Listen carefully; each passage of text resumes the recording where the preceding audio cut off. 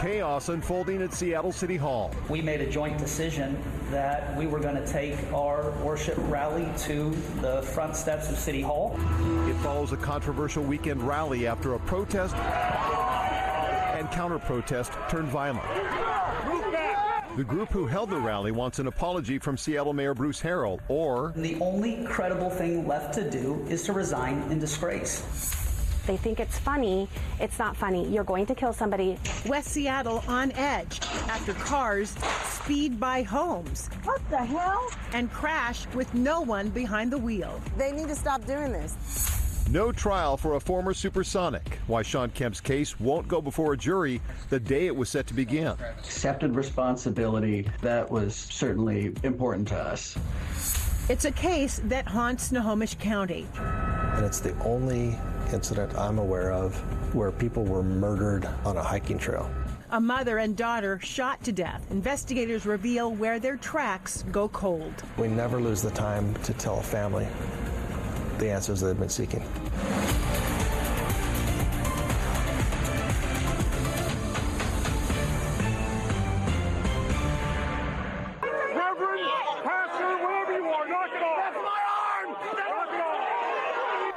Chaos is unfolding at Seattle City Hall right now as several groups clash with Seattle police. Police have confirmed at least 6 people have been arrested.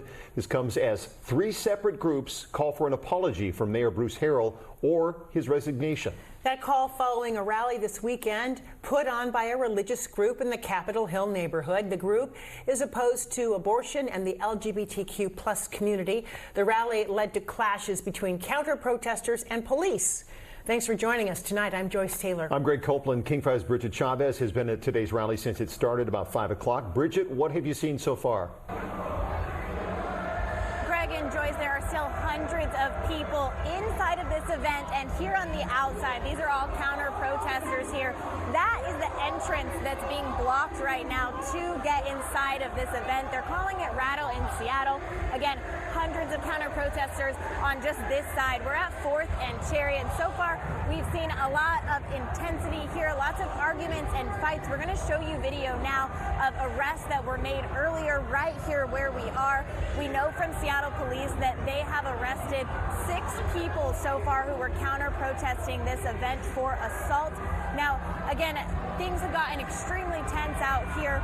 Counter-protesters say that they are opposed to the message by the faith-based groups that are inside. That faith-based group inside held a rally over the weekend at Cal Anderson Park, and things there turned violent. They say that they want an apology from Mayor Bruce Harrell, as you mentioned, and if they don't get that apology, they are saying that they want his resignation. Now, back out here live, again, I just want to take you through the crowd here. There are still hundreds of counter-protesters here, and if you just look at the difference of what we're seeing is intense out here. They're blocking that entrance so people can't get in. But just beyond this, it's a full-blown Christian concert with music and people really happy inside. Out here, a very different story. But again, we're going to continue to stay on top of this. I just heard from organizers inside that they're planning to wrap this event up around 7 o'clock. So we'll stay on top of it and bring you the latest updates. Back to you guys. Bridget, thank you. And as you can imagine, the protests have shut down several streets in the downtown area. 4th Avenue is closed from Columbia to South Washington Street. James Street is closed between 3rd and 5th Avenues. Cherry Street also closed from 3rd to 4th Avenues. Drivers are being urged to take different routes tonight. Meanwhile, the deputy director of the FBI posted this on X about an hour ago. Dan Bongino wrote that, quote, "We have asked our team to fully investigate allegations of targeted violence against religious groups at the Seattle concert. Freedom of religion isn't a suggestion," end quote. It is not clear whether he's referring to today's event or Saturday's. We have asked the FBI for clarification. Right now, state fire crews are responding to a fire that's burning just north of Leavenworth. It has grown now to 153 acres. A level 1 advisory is in effect for this area, meaning to stay alert. We will keep you updated on efforts to get this fire under control. People who showed up for immigration hearings in Seattle last week were left with questions after suspected ICE agents lined the hallways of the courtroom. This is some video we'll show you now from last week taken by community members showing these suspected armed agents in plain clothes. Malou Chavez, the executive director of the Northwest Immigrant Rights Project, says 7 people were detained by those agents last week after their cases were dismissed by the judge. Now, this is allowed under a new rule from the Department of Homeland Security.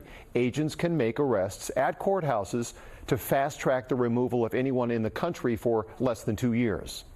Many of our community members whose cases were being dismissed no longer had pending protection, and so that subjected them to this expedited removal option that ICE then was using. A statement from DHS reads in part, quote, Secretary Noem is reversing Biden's catch and release policy that allowed millions of unvetted illegal aliens to be let loose on American streets. This administration is once again implementing the rule of law. Devastated. It's hard. Well, tonight investigators are searching for answers in Lacey after 2 children died in a mobile home fire. We first reported this as breaking news early this morning. And new tonight at 6:30, King 5's Natalie Swaby spoke with investigators and neighbors. It's really hard. In this Lacey community, they're dealing with a heavy loss after a fatal fire claimed 2 young lives. Very difficult. Around 2 a.m., neighbors woke up to a fully engulfed mobile home. So I was able to look out my window and see the giant, huge amount of flames that were at least 20 feet high in the sky. I got on the phone to 911 immediately, and as I was on the phone to 911, the windows started breaking out and flames were coming out the doors and the windows. You could hear like stuff like crackling and popping. Fire conditions were so extreme that it was not a space where we could enter the structure. Firefighters attacked it from the outside, and when the flames were knocked down, investigators made the discovery. During their investigation afterwards, unfortunately, they located 2 people deceased from the fire.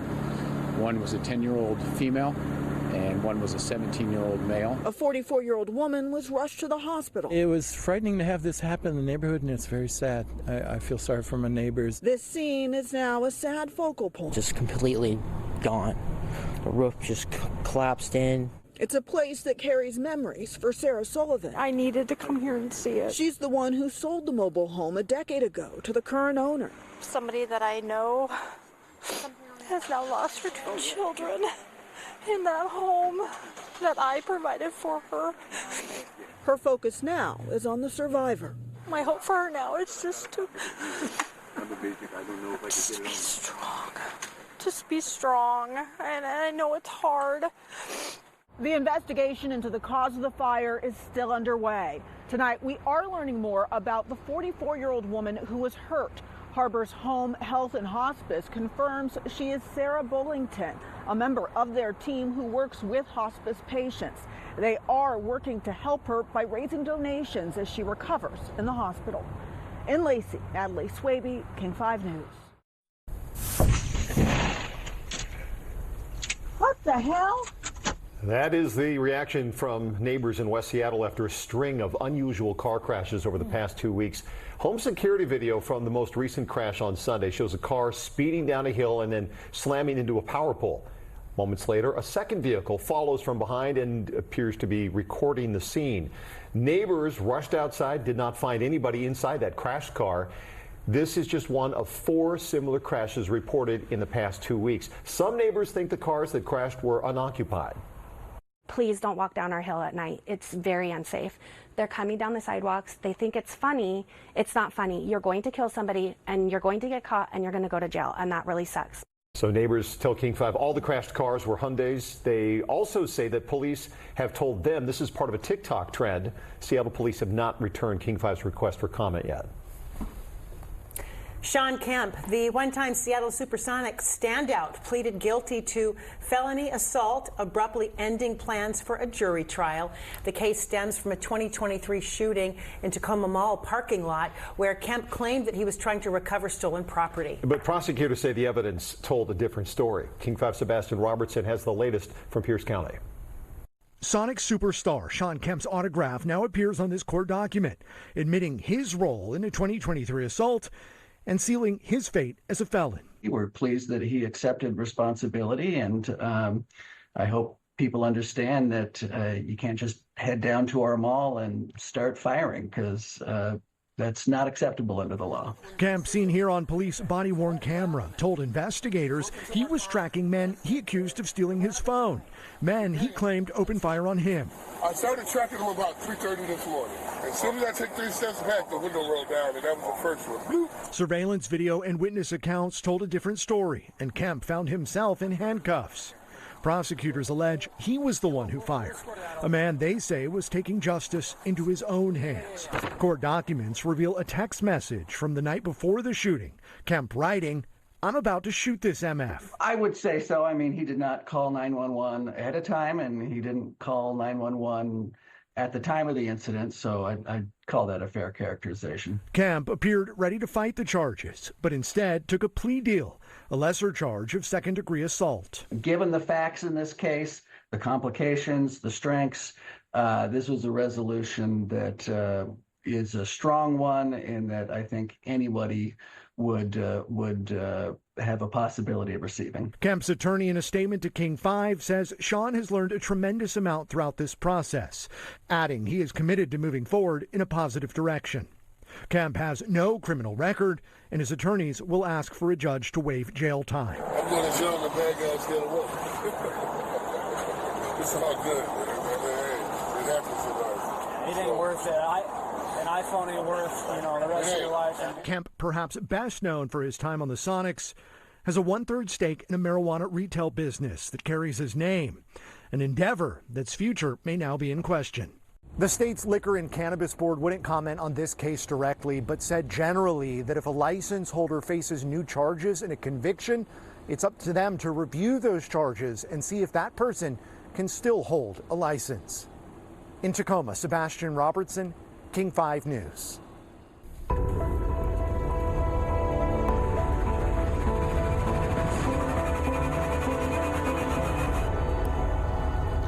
It is a case that has haunted the Snohomish County hiking community for nearly 2 decades. A mother and daughter shot while hiking a remote trail near Mount Pilchuck in 2006.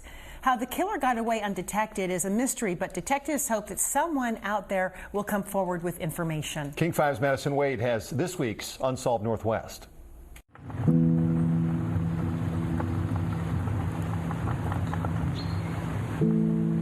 Where are we headed?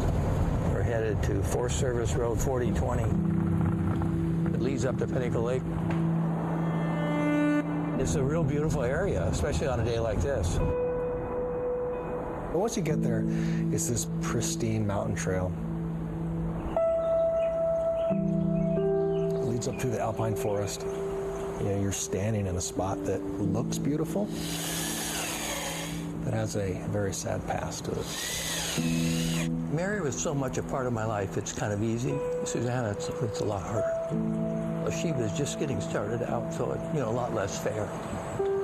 We have a murdered mom and a murdered daughter on a pristine hiking trail miles up the Mountain Loop Highway.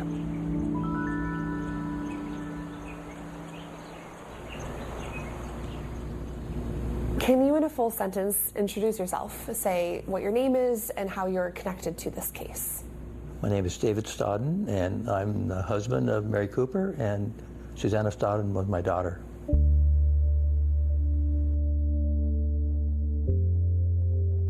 Mary and I were together about 30 years. I met her at the University of Washington. What made you fall in love with Mary? She was a brilliant person. She had majored in languages. When we went to a different country, she could pick up the language real quick. But it was just her really sense of adventure. We camped across Europe and backpacking. Susanna will always be 27 years old. She was really fun and really upbeat, energetic. My name's Katie Light, and I lived with Susanna for 3 years. She was just such a positive person, so interested in all things nature. She was an avid hiker. She went hiking weekly, or if not more. She was an environmental educator and felt really good about what she did, what direction she was going, but just really starting out in life. On July 11, 2006, Mary and Susanna set out from Seattle for a day hike. Their original destination was Mount Pilchuck. After experiencing some snow, they changed course, and they never let David know. It was from this trailhead where two women set off on a day hike up to Pinnacle Lake. It was during that hike that something terrible happened. It was along the rugged Cascade Mountain Trail where the grim discovery of two bodies was made this morning. They were both shot in the head. The peaceful forest, not so peaceful tonight. My name is Dave Bilyeu. I'm a detective with the Snohomish County Sheriff's Office Major Crimes Unit. So I've been in law enforcement in this county now for 31 years and change. And it's the only incident I'm aware of where people were murdered on a hiking trail. A man and woman discovered the bodies and had to race several miles toward the Gold Basin campground to call for help.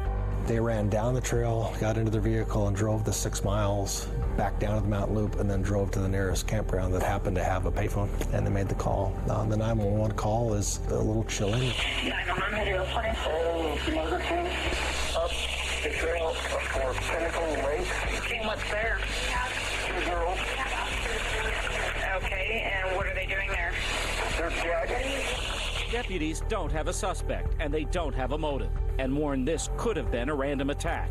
That's what rips me apart. Just, I can't get my head around what they went through.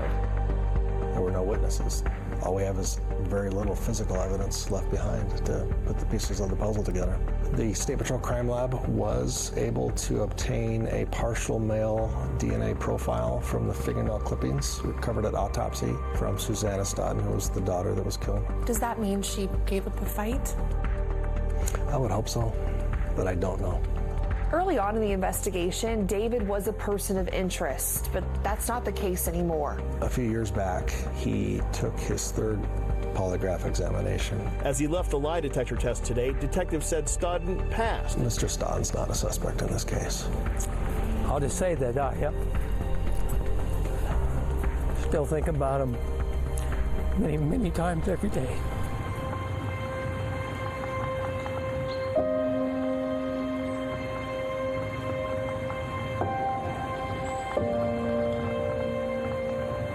At this point, the main thing I'm doing is trying to reach out to those people that might have encountered the killer and don't know it. And I don't know what the procedure is for that, but that's, I think, where we are. I don't think the killer's told anyone yet, but and maybe won't. We have some science, and we're going to re-examine some things that were never tested, and hope for some new nuggets of information there.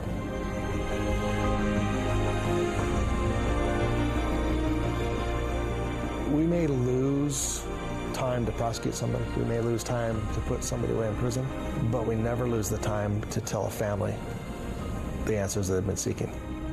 I know you miss them dearly, and I know you want this solved. Yeah, I mean, that won't bring him back, but it's another step. It's another step.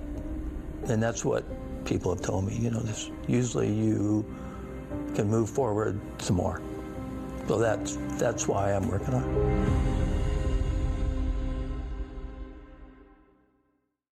it. Still ahead, a state alert is not doing enough to track down hit-and-run drivers. The message from a mother mourning her son's life.